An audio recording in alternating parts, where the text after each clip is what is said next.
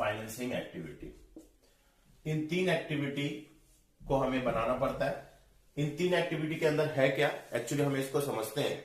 इन 3 activity के through हमारा cash का फ्लो होना, कैश फ्लो यानी कैश का फ्लो होना, आइदर इनफ्लो हो या आइदर आउटफ्लो हो। कैश का फ्लो होना और स्टेटमेंट का मतलब है डॉक्यूमेंट्स, मतलब पैसा कैसे आया है और पैसा कैसे गया है, उसके हम एक डॉक्यूमेंट तैयार करते हैं, तो हम उसे कैश फ्लो स्टेटमेंट नाम देते हैं। तो इन तीनों एक्टिविटी के थ्रू हमारा पैसा कितना इनफ्लोज हुआ है